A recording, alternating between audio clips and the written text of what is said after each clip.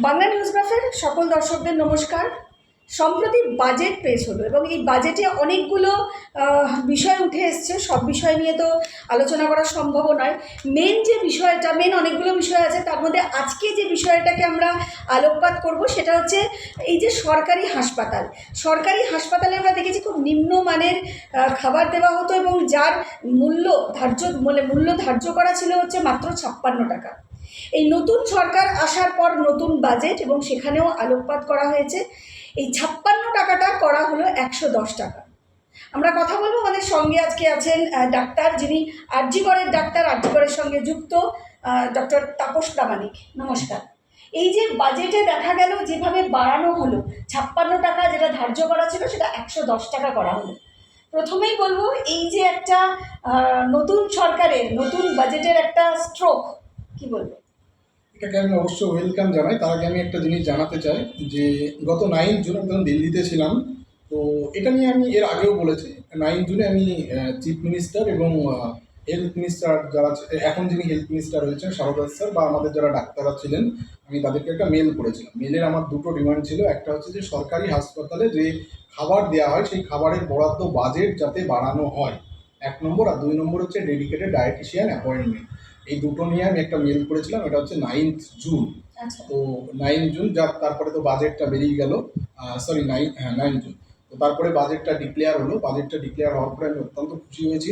তার কারণ হচ্ছে, দেখুন, আমি অনেক দিন ধরেই এই চাকরি মানে স্টুডেন্ট লাইফে আছি, তারপরে হচ্ছে ডাক্তার মানে চাকরি জীবনে। কিন্তু আলটিমেটলি সবই তো আমাদের পেশেন্ট দেখতে হয়। তো পেশেন্টের ওয়ার্ডগুলোতে গেলে দেখবেন যে খাবার দাবার অত্যন্ত নিম্নমানের। এবং আমরা আমাদের যারা অথরিটির পক্ষ থেকে, যেহেতু আমি হসপিটালে যুক্ত, অ্যাডমিনিস্ট্রেশনের পক্ষ থেকে আমি যেটা জেনেছিলাম যে এই 56 টাকা বরাদ্দ করা, এবং এই 56 টাকায় সত্যি কথা বলতে খাবার দেওয়া সম্ভব নয়। যে কোনো এজেন্সি তারা তো লাভ রেখেই খাবার দেবে। তারা তো এরকম নয় যে তারা নিজের পকেট থেকে টাকা দেবে। সরকার যেরকম দেবে তার উপরে। দেখুন, আমাদের আগের সরকার, আমি 34 বছর বলুন বা তারপরে 15 বছর বলুন, এই 15 বছর তো সেই খেলা মেলা এই সমস্ত জায়গায় টাকা দেবে, কিন্তু দেখা যাচ্ছে আসলে পেশেন্টের জন্য যে টাকাটা দেওয়া উচিত সেটা কিন্তু দেয় না। এই যে আমরা ধরুন ডাক্তার যারা ট্রিটমেন্ট করছি, সব ওষুধ দিলাম, বিভিন্ন টাইপের পেশেন্ট থাকে। একটা ডায়াবেটিস বলতে পারেন, কিডনি ডিজিজের পেশেন্ট বলতে পারেন, লিভার ডিজিজের পেশেন্ট বলতে পারেন, ডায়রিয়া পেশেন্ট। এদের সবার কিন্তু ডায়েট আলাদা, আর ডায়েট কিন্তু integral part of the treatment. Diet যদি প্রপার না হয় তাহলে কিন্তু সেই ট্রিটমেন্ট ভালো হয় না। ধরুন একটা বড় অপারেশন হচ্ছে, তারপরে প্রোটিন ইনটেক ঠিকঠাক লাগবে, বা যাদের ডায়াবেটিস পেশেন্ট রয়েছে তাদের ক্ষেত্রে কার্বোহাইড্রেট ইনটেক কমাতে হবে, সুগার যদি কন্ট্রোল করতে হবে। এই সমস্ত পেশেন্টের কিন্তু ডেডিকেটেড একটা ঠিকঠাক ডায়েট লাগে এবং ডেডিকেটেড ডায়েটিশিয়ান লাগে। গত 15 বছর, মানে আমার অন্তত এত বছরের জীবনে আমি কোনো মেডিকেল কলেজ বা হসপিটালে কোনো ডায়েটিশিয়ান দেখিনি। বা যেটা হচ্ছে যে আমাদের যারা কিচেনে, তো তারা হচ্ছে প্রাইভেট এজেন্সি, তারাও কোনো ডায়েটিশিয়ান রাখে বলে আমার অন্তত জানা নেই। কারণ তাদের যে রান্না হয় আমি দেখেছি, এবং দেখার পরে আমার অত্যন্ত খারাপ লাগে যে কী ধরনের খাবার দেওয়া হয়। কারণ ওই খাবার পেশেন্টরা, যা কিছু কিছু পেশেন্ট খায়, খেতে বাধ্য। তার কারণটা হচ্ছে, দেখুন, অত্যন্ত গরিব এবং প্রান্তিক লোকজন হসপিটালের উপর নির্ভরশীল। যারা হয়তো দেখা যাচ্ছে তাদের কাছে কিছু টাকা আছে, সেই টাকা দিয়ে তারা হয়তো ওষুধ বা অন্যান্য কেনার কথা ভাবছেন, তারা খাবারটা কিনতে চান না, ওই খাবারই কষ্ট করে খাচ্ছেন। বাচ্চারা ওই খাবারই খাচ্ছে, দেখতে অত্যন্ত খারাপ লাগে। বিশেষ করে বাচ্চারা, বয়স্ক মানুষ, কেউ কেউ হয়তো মারাও যাচ্ছে ওই খাবার খেয়ে। তারপরে দেখা যাচ্ছে মানে অত্যন্ত খারাপ লাগে। কিন্তু সেই জায়গায় দাঁড়িয়ে 110 টাকা বাজেট, আমি মনে করি এটা সাফিসিয়েন্ট। দেখুন, যে খাবার দেওয়া হয় দুবেলা, যদি আপনি ভাত বা রুটি বলেন দুপুরবেলা, আর দুবেলা, একবেলা সকালে হচ্ছে মর্নিং ব্রেকফাস্ট, আর হচ্ছে বিকালে ইভিনিং স্ন্যাক্সের চা, তো 110 টাকায় ভালোভাবেই দেওয়া যায়। এবং একটা জিনিস, যদি মুখ্যমন্ত্রী এটা দেখে থাকেন, বা আমি আবেদন যেহেতু করেছি, যে এর সাথে হসপিটালগুলোতে ডেডিকেটেড ডায়েটিশিয়ানদের নিয়োগ করা যায়, তাহলে কিন্তু সমস্ত ব্যাপারটা ফুলফিল হয়ে যায়। আপনি যদি একটা ছোটো নার্সিংহোমে যান, আমি সারা ভারতবর্ষ ঘুরেছি এবং আমার ট্রিটমেন্টের জন্য আমাকে বিভিন্ন বড় নার্সিংহোমে ভর্তি হতে হয়েছে। বা কলকাতায় আপনি যদি একটা ছোটো নার্সিংহোমে যান, সেখানে দেখবেন যে একটা পেশেন্ট ভর্তি হওয়ার পর একজন ডায়েটিশিয়ান আপনার সামনে এসে দাঁড়িয়ে পড়ছে। তার কারণ কি? সেই জায়গায় জানে যে ডায়েটটা এতটাই ইম্পর্টেন্ট, এবং তারা রোজ দিন রেগুলার ওয়েতে লিখে নিয়ে যাচ্ছে। এবং তারা বড় বড় জায়গায় তো আরও বেশি নিয়ম হয় যে আপনাকে যে ডায়েটটা দেওয়া হলো, কী কী ডায়েট দেওয়া হলো, তার কত ক্যালোরি ইনটেক হচ্ছে, এই জিনিসগুলো কিন্তু দেওয়া হয়। যার জন্য আমি বলবো এটা ওয়েলকাম স্টেপ। কিন্তু এই 110 টাকা দিয়ে যদি প্রাইভেট এজেন্সিকে দেওয়া হয়, আইদার তাদের বলতে হবে ডেডিকেটেড ডায়েটিশিয়ান নিয়োগ করতে হবে ম্যান্ডেটারি, বা সরকারিভাবে ডায়েটিশিয়ানদের যে ইন্টার্নশিপ বিভিন্ন প্রাইভেটে হয়, গভর্নমেন্টে আমি হতে দেখিনি, তাদেরকে অ্যাপয়েন্টমেন্ট করে। কারণ ডাক্তার, নার্সিং স্টাফ, প্যারামেডিক সবই যখন মেডিকেল কলেজগুলোতে, হসপিটালগুলোতে আছে, তাহলে ওয়াই নট ডায়েটিশিয়ান? তো এইটা করলে আমার মনে হয় মুখ্যমন্ত্রী হয়তো এই ব্যাপারটা তার কানে গেলে তিনি অবশ্যই করবেন বলেই আমি আশা করছি। ডায়েটিশিয়ান অত্যন্ত ইম্পর্টেন্ট। যেমন হচ্ছে আমাদের মিড ডে মিল স্কিম নিয়ে বর্তমানে কলকাতার বিভিন্ন মানুষের ভেতরে সোশ্যাল মিডিয়াতে একটা বড় ধরনের কেউ অপপ্রচার করছে, কেউ সাপোর্ট করছে যে মিড ডে মিল কেন কম দিল, এটাও একটা অভিযোগ উঠেছে। কিন্তু আমি আমি এটাকে সাপোর্ট করেছি। সাপোর্ট করার জন্য অনেকে আমাকে অনেক কিছু মন্তব্য মানে করেছে। কোনটাকে সাপোর্ট, ভেজ কে না নন ভেজ কে? এই স্কনকে দেওয়াটাকে কেন আচ্ছা। স্কনকে দেওয়াকে সাপোর্ট করেছি তার একটাই কারণ হচ্ছে মিড ডে মিলে আগে যদি স্কুলে দেখা হয় তাহলে হচ্ছে তার যে বরাদ্দ ছিল সেই বরাদ্দ থেকে এখন বেড়ে 10 টাকা হয়েছে। এবার বুধবারে শুধু ডিম দেওয়া হয়, বাকি দিনগুলো কিন্তু সব হচ্ছে ভেজ দেওয়া, ওই ডাল সয়াবিন এই সমস্ত তরকারি, খিচুড়ি খিচুড়ি বা ডাল, মাসে। আলু চোখা। এবার আমাদের যারা ব্যক্তিবর্গ তারা বলছে এই ডিম না দেওয়াটা, স্কনের হাতে তুলে দেওয়াটা এটা অত্যন্ত অন্যায়, এটা অত্যন্ত তাদের সাথে এবার ইন্টারাপ্ট করি, মানে এই যে যারা এই অভিযোগ তুলছে সেটা কি শুধুমাত্র এই ডিম নিয়ে, নাকি ওদের ওদের মেন লক্ষ্য হচ্ছে ইস্কন? ইস্কন না ডিম? এক্স্যাক্টলি, স্কনই হচ্ছে 4টে ডিম সারা মাসে একটা মানুষের পুষ্টি ঠিক করতে পারে না। এইবার ধরুন আমি আপনাকে বলছি, আমার বাড়িতেও তো বাচ্চারা আছে, স্কুলে যাওয়ার পরে তাদের দেখেছি যে তারা ডিমটা নিয়ে নেয় আর কিছু খায় না। তার কারণটা হচ্ছে আপনি একটা ডিম, ধরুন আমি ডিম কিনে দিয়ে 10 টাকা নেয়, তাহলে ডিম দেওয়ার পরে ভাত বা ডিমের ঝোল বানাতে গেলেও তার যে ইনগ্রেডিয়েন্টগুলো লাগবে সেটা কোথা থেকে হবে? তো সেই জায়গায় তৈরি করা সম্ভব না। আবার হচ্ছে স্পন যদি তৈরি করে, তারা যে আইটেমগুলো দিচ্ছে, আপনি ডিমের মতো প্রোটিন পাওয়া যায়, ধরুন সয়াবিন আছে, রাজমা আছে, তো সে তো একবেলা খাচ্ছে, পনির আছে, তো এটা খারাপ কোথায়? এবার সবাই বলছে ভেজ না খেলে, এবার নন ভেজ না খেলে বাঙালির পুষ্টি স্কুলে যাবে না, এই বাচ্চাগুলো অপুষ্টির অভাবে তাদের অনেক কিছু। একদিন ডিম, আর দ্বিতীয় কথা হচ্ছে সারা ভারতবর্ষে বেশিরভাগ জায়গায় তো ভেজিটেরিয়ান, সে ভেজ খেলে তারা কি কিছু হচ্ছে না? সম্প্রতি বিরাট কোহলি যখন ক্রিকেটার হলেন, তিনি আগে নন ভেজ খেলেন, তারপরে তিনি সঠিকভাবে তার বডি বজায় রাখার জন্য তিনি ভেজিটেরিয়ান হয়েছেন। তো ভেজ খেয়ে তো দিব্যি বেঁচে আছে। আমি বলছি আমাকে বিভিন্ন রাজ্যে বিভিন্ন সময় যেতে হয়েছে, থাকতে হয়েছে, অনেক সময় মাছ মাংস পাই না, আগে অসুবিধা হতো।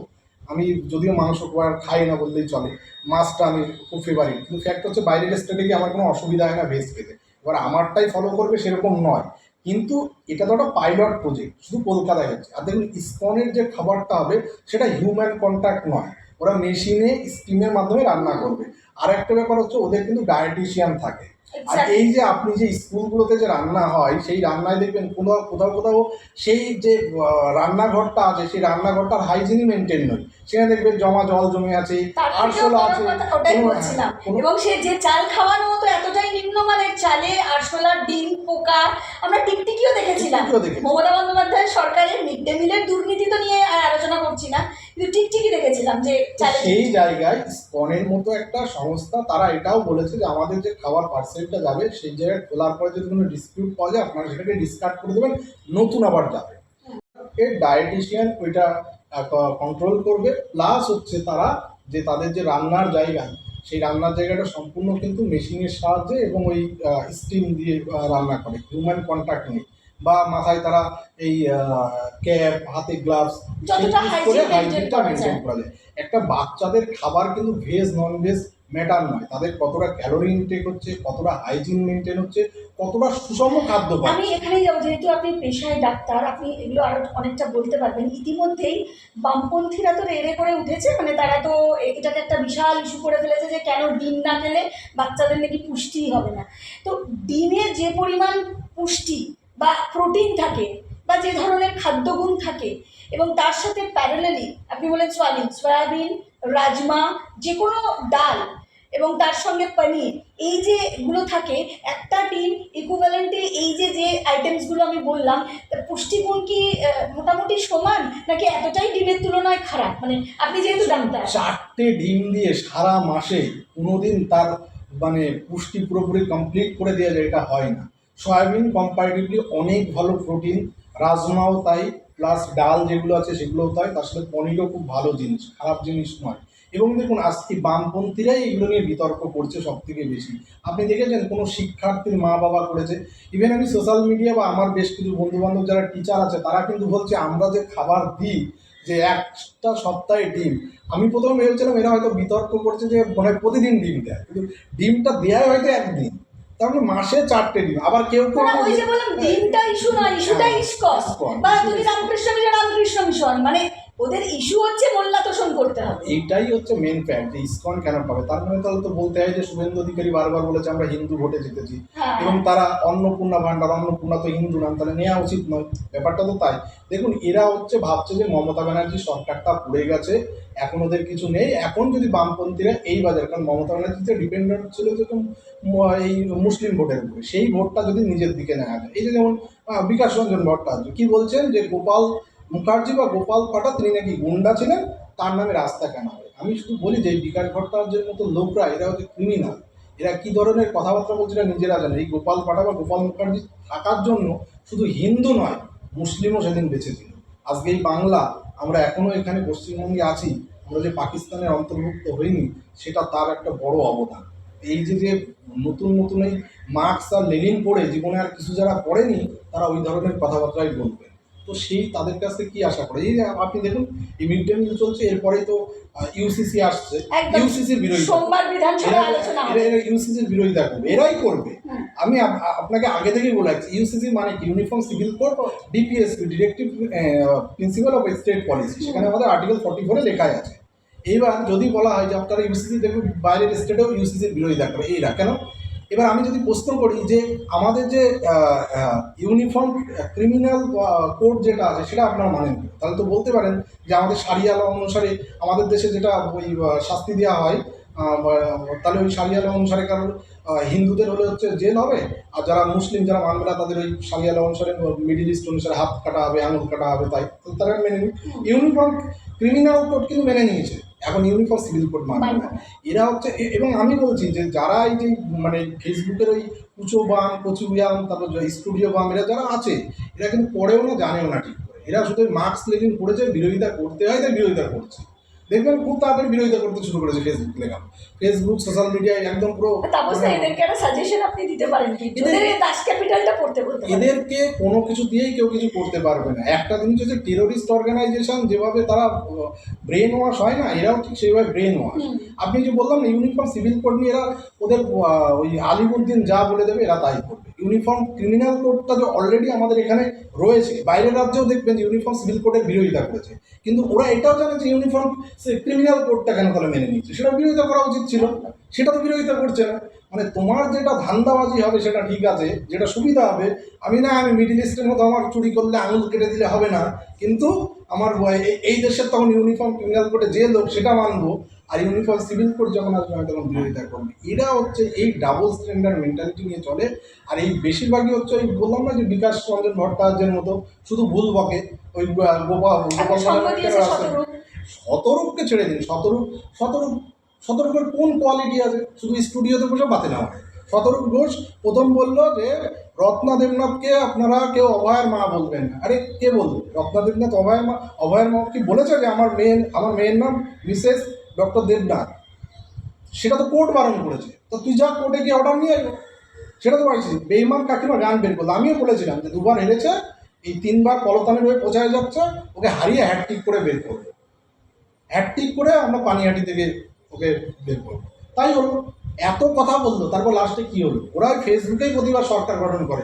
এবারও তো অষ্টম বামফ্রন্ট সরকার হয়ে গেছিল। তুমি বললো না, শতরূপ ঘোষ কী বললো, 4 তারিখের পরে আমি দেখবো শুভেন্দু অধিকারী কত কিলো হিন্দু থাকে আর কত কিলো হচ্ছে হয় বিজেপি থাকে, সেটাও দেখবো। হলো 4 তারিখের পরে তো শুভেন্দু অধিকারী মুখ্যমন্ত্রী হলো। ওর যে বাতেলা কোনো কাজে লেগেছে? কত কিলো মুসলিম আছে, ও কত কিলো তো সবসময় ও তো গিয়ে সেই চলে গেল হচ্ছে ওই তপসিয়ার ওই যে যেখানে বুলডোজার চলছিল সেখানে নিয়ে চলে গেল একটা স্টে অর্ডার। আর স্টে অর্ডার কদিন থাকবে? ওদের সময় তো ওখানেই বিক্ষোভ হলো, শতরূপের এগেনস্টেই বিক্ষোভ হলো, যে এই যে বিল্ডিংগুলো সিপিএমের আমলে হয়েছে, সেই ট্র্যাডিশন তৃণমূল বহন করেছে। এখন এনক্রসমেন্ট হলে একটা সরকার সেই এনক্রসমেন্টকে তো বছরের পর বছর রাখতো না। যখনই আমরা বলছি যে কেউ যদি যুক্তি দেয় যে তোমরা 35 বছরে কী করেছিল, তখন বলে 35 বছরে অন্যায় হয়েছে বলে কি আপনারা এখন করবেন? তা আমরা যদি উল্টে বলি তোমরা 35 বছর ভুলটা করেছিলেন, সংশোধনের জন্যই এই সরকার এনক্রসমেন্টকে তারা বুলডোজার দিচ্ছে, তখন আবার কেন বিরোধিতা করছে? কিন্তু তাও যতই হোক নামাজ পড়তে দিল না রেড রোডে, সেখানে ওই বডি ব্যায়াম করার জন্য রাস্তা বন্ধ করে দিল, এটা কিন্তু শতরূপের খুব গায়ে লেগেছে। না, শতরূপের তো গায়ে লাগবে। শতরূপ বলেছে ডিগবাজি করতে। শতরূপ জোগাড় মানে বোঝে? শতরূপের জোগাড় মানে বুঝতে গেলে পড়াশোনা করতে। মার্কস লেনিন পুরো মাথায় যাদের ভরা আছে তারা বুঝে না। এই যোগা সম্পর্কের কোনো আইডিয়াই নেই। ইন্টেনজিবল cultural heritage of humanity of UNESCO, ঠিক আছে। আর এই যে নামাজ পড়াটা ব্রিগেডে পড়া যায়। আর এই যে যোগাটা কি হিন্দুদের জন্য? যোগা তো হিন্দু মুসলিম পৃথিবীর সমস্ত জাতির জন্য, এবং এটা হচ্ছে ইউনেস্কো দ্বারা হচ্ছে স্বীকৃত। এবং এটাই বলছি যে ভারতের হচ্ছে কিন্তু সফট পাওয়ার পলিসি, ডিপ্লোম্যাসির যে পলিসি আছে, ফরেন পলিসি, তার কিন্তু সফট পাওয়ার, এবং পৃথিবীর 190টার বেশি দেশে কিন্তু এই সফট পাওয়ার কাজ করেছে, এবং এই মানে সফট পাওয়ার পলিসি হিসেবে যোগা কাজ করেছে। এবং এই যোগার মাধ্যমে আমি আপনাকে বলে দিই, কোভিডের সময়ও বিভিন্ন অনলাইন পদ্ধতিতে যোগা বিভিন্ন ডিজিজ সারাতেও কিন্তু, মানে ডিজিজের পরে যে রিহ্যাবিলিটেশন বলে, রিহ্যাবিলিটেশন কিন্তু একটা বিরাট বড় পার্ট। যে কোনো আপনি যদি বলেন অর্থোপেডিক কেস, বা আপনি যদি বলেন যে মানুষের রিকভারির ক্ষেত্রে ভালো ইম্পর্ট্যান্ট একটা জিনিস। সেই সময় কিন্তু যোগা বিভিন্ন দেশে ভারতবর্ষ হেল্প করেছে, এবং বিভিন্ন যে অ্যাম্বাসিগুলো আছে, এটা পৃথিবীর বিভিন্ন জায়গায় ভারতের যে অ্যাম্বাসিগুলো আছে, তারা কিন্তু একটা গুরুত্বপূর্ণ রোল পালন করেছে, এবং বিভিন্ন দেশ এটাকে কিন্তু খুব অ্যাকসেপ্ট করেছে, এবং সফট পাওয়ার ইউজ করেছে। দেখুন, আমাদের যখন বিভিন্ন দেশ যুদ্ধে মাতামাতি করছে, তারা যখন বিভিন্ন উইপন নিয়ে এয়ারফোর্সের বিভিন্ন হচ্ছে এই বিভিন্ন অস্ত্র নিয়ে যুদ্ধ করছে, সেই সময় কিন্তু আমাদের হাতিয়ার হচ্ছে বিভিন্ন দেশের সাথে, সেটা হচ্ছে কিন্তু যোগা। তো সেই জায়গায় দাঁড়িয়ে থেকে সেই যোগা দুদিন রেড রোডে প্রধানমন্ত্রী আসলো, গোটা বিশ্বের কাছে তুলে ধরা হলো যে এই যোগার মাধ্যমে, এবং এই যে ড্রোন শো যেটা করা হলো, যেভাবে দেখানো হলো বাঙালির কালচারটাকে, এটা কিন্তু আপনি ওয়ান কাইন্ড অফ, আমি বলছি বাণিজ্য, বা আমাদের যে বাণিজ্যের দিক থেকে কিন্তু অনেক বেশি সুবিধা, ইনভেস্টমেন্ট বাড়বে। এই যে আমাদের ব্রিজটা, আমাদের হাওড়া ব্রিজ, সেখানে যে শোগুলো করা হবে, লেজার শোগুলো করা হবে, এই যে লেজার শো করা হবে, এর মানেটা কি? লেজার শো এগুলো করার মাধ্যমে যে ইন্ডিয়া এতটা এগিয়ে গেছে, তাহলে বাইরের দেশ থেকে ইনভেস্টমেন্ট কিন্তু বাড়বে, এটা তারা অ্যাট্রাক্টেড হবে। কেন এগুলো করা হলো? এগুলো করার পিছনে অনেকটা বাণিজ্যিকরণ ব্যাপার রয়ে এবং গেছে। ইতিমধ্যেই যে যোগা ডেটা পালন করা হলো, সেটা আমাদের এই যে পশ্চিমবাংলায়, সেটা গিনেস বুক অফ ওয়ার্ল্ড রেকর্ডে নথিভুক্ত করা হয়েছে। এটাও একটা গুড সাইন। আগামী দিন কী হবে জানা যাবে। মানে এটাও যদি কোনোভাবে স্বীকৃত হয়ে যায়, তাহলে এটা পশ্চিমবাংলার পক্ষে অনেকটা ভালো। মানে এটা তো অলরেডি পশ্চিমবঙ্গে দেখুন হবেই, এবং পশ্চিমবঙ্গটাই বাদ ছিল, যেভাবে আগে প্রমোট করতো না। কিন্তু যোগাটাকে সেন্ট্রাল গভর্নমেন্ট সেই 2014 থেকে বোধহয় ইউনাইটেড নেশনে যখন এটা উঠেছিল, তারপর থেকে প্রমোট করার চেষ্টা করছে। এইবার গোটা পশ্চিমবঙ্গে যেভাবে পালন হয়েছে, আমি আমার হসপিটালেও পালন হয়েছে, আমি এজ এ ডক্টর হিসেবে বলতে পারি, এই যে শতরূপ যে কথাটা বলছে ডিগবাজি, ওর বুদ্ধি আছে, ওর মাথায় গন্ডগোল আছে বলে এই ধরনের কথা বলেছে। ডিগবাজি কী করে বলে? যোগার মতো একটা জিনিসকে যদি ডিগবাজি বলা হয়, যেটা ইউনেস্কোর ইন্টেনজিবল হেরিটেজ সাইট, সেটা তার কারণটা ওরা যোগা করে, ওরা জিমে গিয়ে মেশিনে যোগা করে। ওর টাকা আছে, ও করতেই পারে, সেটাও করতেই পারে। কিন্তু যোগার মাধ্যমে কত মানুষ যারা জিমে যেতে পারছে না, তাদেরকে সেইটা উন্নতি করলো। সবাই তো ধরুন, এবার ব্যাপারটা হচ্ছে হেলথের ক্ষেত্রে এটা অনেক বেশি মানে ইউজফুল। কিন্তু সত্যি কথা বলতে, এরা কি বলুন তো, এরা হচ্ছে এটা ওদের মনে হয়েছে যে এটা নরেন্দ্র মোদী করেছে, বিজেপি করেছে, তাই বিরোধিতা করছে। সেটা ঠিক কি ভুল, ভালো কি মন্দ, এটা ওরা কথা নয়। এই যে খাবারটা যতই সুষম খাদ্য দিক, ওটা তাই আমি বিরোধিতা করি, এর জন্যই বিরোধিতা করছি। এখানে ডিমটা ইস্যু নয়, 4টে ডিম দিয়ে কোনো মানুষের 30 দিনের পুষ্টি হয় না। এইটা কে বোঝাবে? একদম শেষ একটা জিজ্ঞাসা করবো, আমি আবার সরকারি হাসপাতালেই ফিরে আসবো। আমরা তো খাদ্য তালিকা নিয়ে বললাম, এবং মুখ্যমন্ত্রীর কাছেও আপনিও আবেদন জানালেন যে যাতে একটা ডায়েটিশিয়ান, মানে ডেডিকেটেড ডায়েটিশিয়ান অ্যাপয়েন্ট করা হয়। আর একটা বিষয়ে যাবো, যে এই সরকারি হাসপাতালগুলোর পরিকাঠামোও কিন্তু খুব খারাপ। সম্প্রতি আমরা SSKM এর মতন হাসপাতালে দেখলাম যে সামান্য একটু বৃষ্টি হলো, সেখানে এই যে প্রসূতি যে বিভাগ, সেখানেও কীভাবে জল ঢুকে গিয়ে জল থই, মানে নিকাশি ব্যবস্থাটাও সরকারি হাসপাতালে এক একটা জায়গায় এমন পরিস্থিতিতে দাঁড়িয়েছে, যেখান থেকে দাঁড়িয়ে ওয়ার্ডের ভেতরে এক কোমর বা এক হাঁটু জল হয়ে যাচ্ছে, যেখানে রুগীরা বিছানা থেকে নামতে পর্যন্ত পারে না। এই ব্যবস্থাগুলো যদি আরেকটু উন্নত করা যায়, সেই নিয়ে আপনি যেহেতু আরজি করের মতন একটা প্রথম সারির সরকারি হাসপাতালের সাথে যুক্ত, কি বলবেন?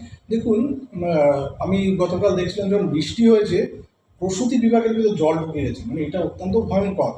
এই যে জলের মাধ্যমে যেভাবে ইনফেকশন স্প্রেড করতে পারে, যে কোনো ইনফেকশন, এবং ওই ইনফেকশন প্রসূতি বিভাগের ক্ষেত্রে একটা কিন্তু নয়, প্রসূতি মানে মা এবং তার বাচ্চা দুটো, তার পেটের বাচ্চা, এই দুটোর কিন্তু ইনফেকশন হলে বাচ্চা কিন্তু যে কোনো টাইমে কিন্তু মারা যেতে পারে পেটের ভেতরেই, এবং মার ক্ষেত্রেও জীবনহানির আশঙ্কা থাকতে পারে। এবং এই কলকাতায় ড্রেনেজ সিস্টেমটা নিয়ে কিন্তু দীর্ঘদিন ধরে অভিযোগ রয়েছে। আপনি যদি বলেন আমি আরজি করে আজ প্রায় 16-17 বছর রয়েছে, আমি দেখেছি বৃষ্টি হলে এখানে জল জমে যায়, এবং আমি এটা নিয়ে অনেকবার আমি অথরিটিকে বলেছি। এবং যেটা দেখা গেছে যে আরজি করটা হচ্ছে রাস্তার থেকে নিচে, মানে অনেকটা নিচে, যার জন্য প্রতিবার জল জমে যায়। এই যে সিস্টেমটা কলকাতায় যেভাবে রয়েছে, এই বিভিন্ন জায়গায় ড্রেনেজ সিস্টেমটা ঠিক নেই। কিন্তু এই ড্রেনেজ সিস্টেমটাকে যদি ঠিক করতে হয় তাহলে ঢেলে সাজাতে হবে, ইনফ্রাস্ট্রাকচার ডেভেলপমেন্ট করতে হবে, আরও উঁচুতে করতে হবে। তারপরে আরও যে ইঞ্জিনিয়ারিং টেকনিকগুলো আছে, আমি যেহেতু ইঞ্জিনিয়ারিংয়ের নই, তো সেই ইঞ্জিনিয়ারদের সাহায্যে আইআইটি খড়গপুর তাদের মাধ্যমে এই সরকারের উচিত এই কলকাতার ড্রেনেজ ব্যবস্থাটা কিন্তু ঠিক করা উচিত। বিশেষ করে মেডিকেল কলেজ হসপিটাল যেগুলো রয়েছে সেই জায়গায় যাতে জল না ওঠে।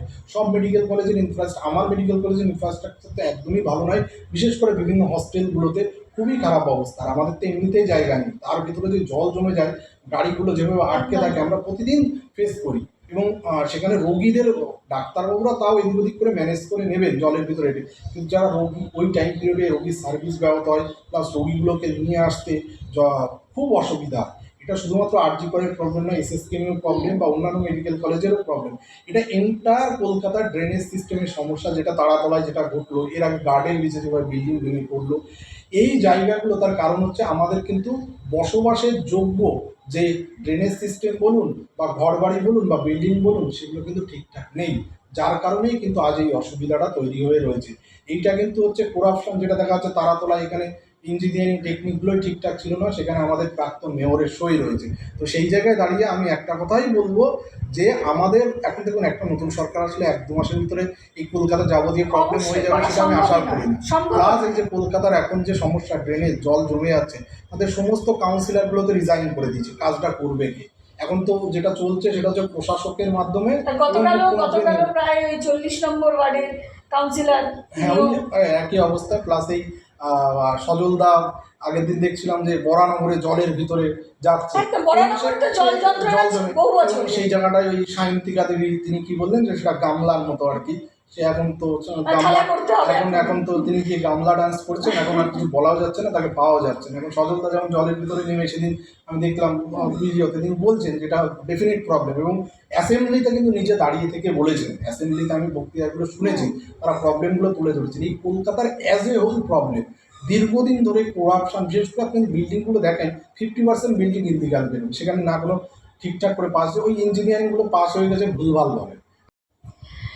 তাপসদা, ইতিমধ্যেই কিন্তু এই অভয়া মামলাতে আর একটা বিস্ফোরক নাম সামনে এসছে, এবং অভয়ার মাই সেই নাম সামনে এনেছেন আবেশ।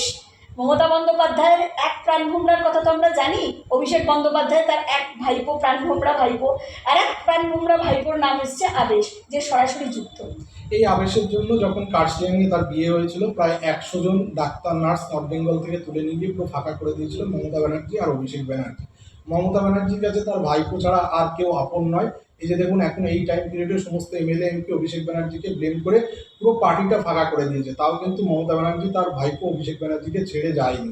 তো এই জায়গায় ক্লিয়ারলি বোঝা যায়, এটা লজিক্যালি বোঝা যায়, অভিক বিরূপাক্ষ সন্দীপ ঘোষের জন্য মমতা ব্যানার্জি সেই দিন এই অভয়া কেসটা ধামাচাপা দিতে গোটা রাজ্যের প্রশাসনকে তুলে নিয়ে আসেনি বা ইউজ করেনি। তিনি ইউজ করেছিলেন তার এই ভাইপো আবেশ ব্যানার্জিকে বাঁচানোর জন্য।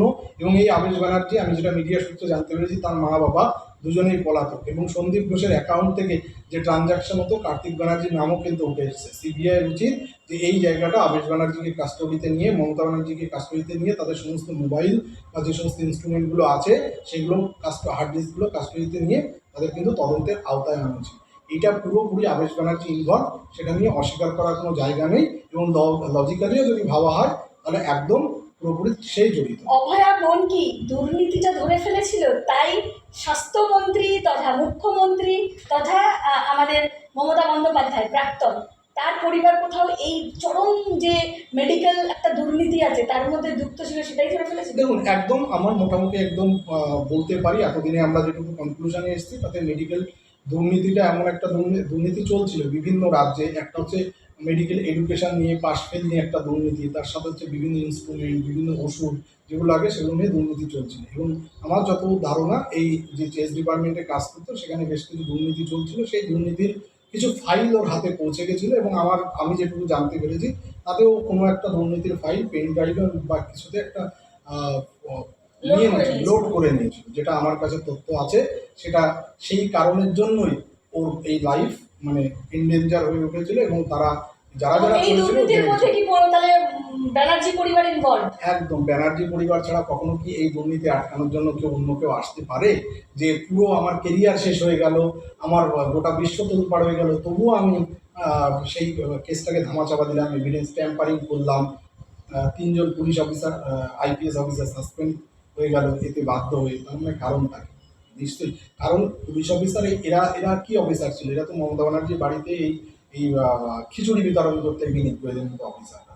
তো সেই জায়গায় দাঁড়িয়ে থেকে মমতা ব্যানার্জি যা বলেছে তাই করেছে। তাহলে মমতা ব্যানার্জি ভাইপো জড়িত না তো অন্য কেউ জড়িত? সব জায়গায় তো দেখা যাচ্ছে, আমরা যদি এখন খুঁজে পাই তো দেখা যাচ্ছে যে ওই যে ডায়মন্ড হারবারে যে মাটি চুরি হয়েছে, সেই স্যাটেলাইটে যে দেখা যাচ্ছে মাটি চুরি হয়েছে, সেটাও অভিষেক ব্যানার্জি চুরি করেছে। তাহলে এই ভাইপো জড়িত, একটা না একটা ভাইপো জড়িত। তো সেই জায়গায় আমরা খুঁজে মানে পেতে নয় পাই আদেশ নয় এই অভিষেক। অভিষেক। তো এক্ষেত্রে আবেশই জড়িত, এবং আবেশ যেহেতু ডাক্তারি প্রফেশন যুক্ত এবং ডাক্তার ছিল, তো সেক্ষেত্রে বলাই বাহুল্য যে এই দুর্নীতির সাথে তিনি সরাসরি যুক্ত। একটা ছোট্ট রিয়াকশন নেব বা ছোট্ট প্রতিক্রিয়া। আপনি যেহেতু এই আরজিকরের সাথেই যুক্ত, একটা অভিযোগ উঠেছিল সেই সময় যে আরজিকরের মধ্যে বিভিন্ন ধরনের অর্গান পাচারও হয়, একটা পাচার চক্র চলে সেখানে। চোখ, কিডনি এই ধরনের পাচার হয়, মৃতদেহ পাচার হয়, এই ধরনের একটা অভিযোগ উঠেছিল। আপনি যুক্ত তো, 16 বছর ধরে এই আরজিকরের সাথে আছেন। দেখুন, সন্দীপ ঘোষের আমলে কি কি হয়েছে এটা বলা খুব মুশকিল, বা এইগুলো যদি চুরি হয়েও থাকে আমার কাছে সেইটা নিয়ে আমি খুব একটা বেশি তথ্য ঘেটে দেখিনি, কারণ আমি এই কেসটা নিয়ে বেশি ঘাটাঘাটি করেছি। এবার মৃতদেহ, দেখুন মৃতদেহ পাচার হলে কি হতে পারে, বিভিন্ন প্রাইভেট মেডিকেল কলেজে জেনারেলি মৃতদেহ লাগে, এবং সেই মৃতদেহগুলো যারা স্টুডেন্টদের পড়ানোর কাজে লাগে, এবং আমি এগুলো শুনেছি যে চড়া দামে বাইরে বিক্রি হয় লাখ লাখ টাকায়, কারণ সব মেডিকেল কলেজগুলো তারা পায় না। তো সেই ক্ষেত্রে এই যে বিয়ারিশ লাশ প্রচুর পাওয়া থাকে, সেগুলো কেউ ক্লেম করে না। সন্দীপ ঘোষের আমলে এটা না হওয়াটা অস্বাভাবিক কিছু নয়। আরেকটা হচ্ছে যে আমাদের যে ওয়েস্ট প্রোডাক্টগুলো উঠতো, সেই ওয়েস্ট প্রোডাক্টগুলো রিসার্কুলেশন বা এগুলো বাইরে বিক্রি হয়, আর সেগুলোর জন্য একটা টাকা পাওয়া যায়। তো দেখা যাচ্ছে এনআরএস এর যদি 3 লাখ টাকা পায়, তো আমাদের 30,000 টাকা, সেটা নিয়েও কিন্তু অভিযোগ উঠেছে। তো সেই জায়গায় দাঁড়িয়ে থেকে বলা যায় যে এই দুটো মোটামুটি বলাই যায়। এবার কিডনি, লিভার এগুলো বিক্রি হতো কিনা এইটা এখন সন্দীপ ঘোষ, অভিজ্ঞ পক্ষে এরা বলতে পারবে। এবং কালীঘাট কি বলতে পারবে? দেখুন, সেই টাকাটা কালীঘাটে না গেলে তো কালীঘাট বলতে পারবে না। কালীঘাট সবই জানে, যদি পশ্চিমবঙ্গে যত দুর্নীতি হয়েছে সবই কালীঘাট, সেখানে হচ্ছে আলটিমেট কালীঘাট। শুধু কালীঘাট নয়, কালীঘাট আর ক্যানাল স্ট্রিট মিলিত হবে, কারণ সবই তো 25-75-এর ব্যাপার। 25 তো এরা রেখেছে, 75 ওরা। আমাদের যে হাউসটা অ্যারেস্ট হয়েছে এই আশিস পান্ডে, তার অ্যাকাউন্টেই প্রায় 4 কোটি টাকা, মানে অ্যাকাউন্ট অফিসিয়াল, আনঅফিসিয়াল আপনি ছেড়েই দিন। তাহলে বাকিদের কাছে আপনি ভেবে নিন, ও কথা আমি ভাবতেও যাচ্ছি না। সবই তো দেখছি যে পাটের খেতে, তারপর হচ্ছে খাটের নিচে, এদিকে ক্লাবের ভিতরে তো কোটি কোটি টাকা। এরা তো খুললেই দেখি কোটি টাকা। আমরা মানে সেসব তো ভাবতে পারি, তৃণমূলের এই উঁচু নেতাগুলো, তাদেরও কাউন্সিলর, তারাও কোটি কোটি টাকার মাল। সব্যসাচীর বাড়ি থেকে 50 কেজি সোনা। সব্যসাচীর কথা ছেড়ে দিন, সব্যসাচীর বান্ধবীর বাড়িতে কি হলো? সব্যসাচীর বান্ধবীর বাড়ি নাকি টিউশন পড়াতো, সে তো 3 কেজি না কেজি সোনা পাওয়া গেল। এদের তো আবার একটা বান্ধবীতে না। এরা আবার সন্তুষ্ট হয় না। আরে না, কেজি কেজি সোনার কেজি টাকা কেজি না, পাওয়া। একটা বান্ধবীর বাড়িতেই অত।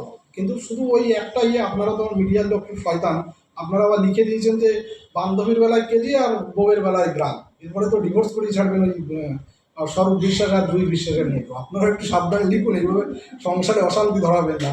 কিন্তু মজা পাচ্ছে হচ্ছে পার্থ। শুধু একা পার্থ কেন দোষ হবে? এখন সে দেখছে যে শুধু যে আমার বান্ধবের বাড়ি থেকে সোনা পাওয়া গেছে তা কিন্তু নয়, এখন সারা পশ্চিমবঙ্গের সমস্ত নেতাদের।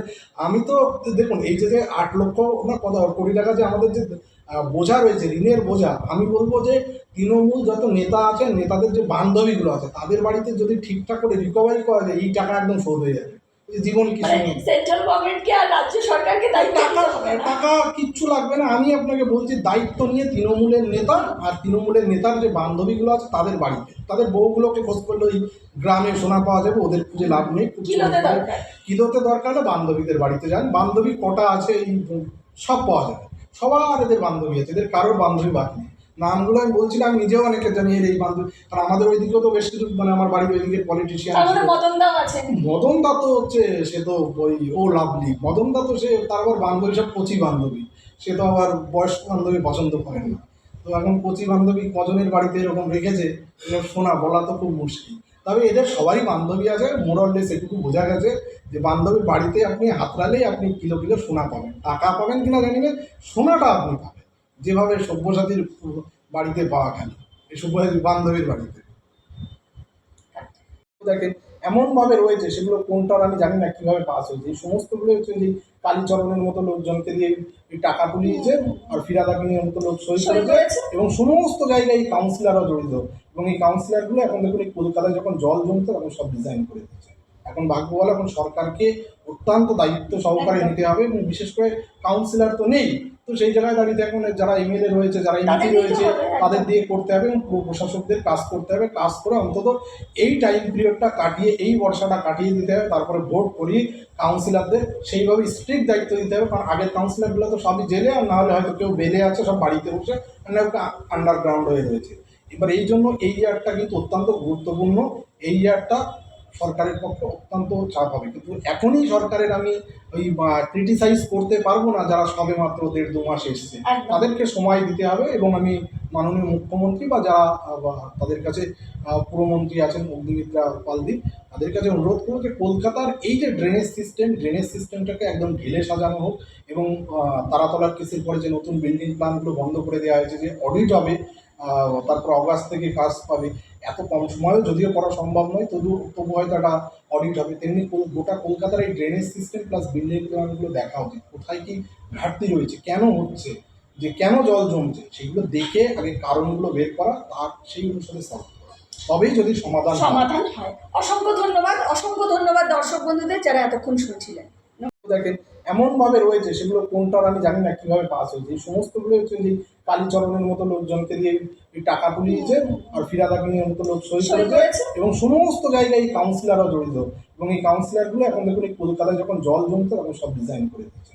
এখন ভাগ্য বলে এখন সরকারকে অত্যন্ত দায়িত্ব সহকারে নিতে হবে, এবং বিশেষ করে কাউন্সিলর তো নেই, তো সেই জায়গায় দাঁড়িয়ে এখন যারা এমএলএ রয়েছে, যারা এমপি রয়েছে, তাদের দিয়ে করতে হবে, এবং পুরো প্রশাসকদের কাজ করতে হবে। কাজ করে অন্তত এই টাইম পিরিয়ডটা কাটিয়ে, এই বর্ষাটা কাটিয়ে দিতে হবে, তারপরে ভোট করিয়ে কাউন্সিলরদের সেইভাবে স্ট্রিক্ট দায়িত্ব দিতে হবে। কারণ আগের কাউন্সিলরগুলো তো সবই জেলে, আর না হলে হয়তো কেউ বেলে আছে, সব বাড়িতে বসে, মানে আন্ডারগ্রাউন্ড হয়ে রয়েছে। এবার এই জন্য এই ইয়ারটা কিন্তু অত্যন্ত গুরুত্বপূর্ণ। এই ইয়ারটা সরকারের পক্ষে অত্যন্ত চাপ হবে, কিন্তু এখনই সরকারের আমি ওই ক্রিটিসাইজ করতে পারবো না, যারা সবে মাত্র 1.5-2 মাস এসছে, তাদেরকে সময় দিতে হবে। এবং আমি মাননীয় মুখ্যমন্ত্রী বা যারা তাদের কাছে পুরমন্ত্রী আছেন অগ্নিমিত্রা পালদীপ, তাদের কাছে অনুরোধ করবো যে কলকাতার এই যে ড্রেনেজ সিস্টেমটাকে একদম ঢেলে সাজানো হোক। এবং তারাতলার কেসের পরে যে নতুন বিল্ডিং প্ল্যানগুলো বন্ধ করে দেওয়া হয়েছে, যে অডিট হবে, তারপর অগাস্ট থেকে কাজ পাবে, এত কম সময়েও যদিও করা সম্ভব নয়, তবু হয়তো একটা অডিট হবে। তেমনি গোটা কলকাতার এই ড্রেনেজ সিস্টেম প্লাস বিল্ডিং প্ল্যানগুলো দেখা উচিত, কোথায় কি ঘাটতি রয়েছে, কেন হচ্ছে, যে কেন জল জমছে, সেগুলো দেখে আগে কারণগুলো বের করা, তার সেই অনুসারে সলভ করা, তবেই যদি সমাধান হয়। অসংখ্য ধন্যবাদ দর্শক বন্ধুদের যারা এতক্ষণ শুনছিলেন।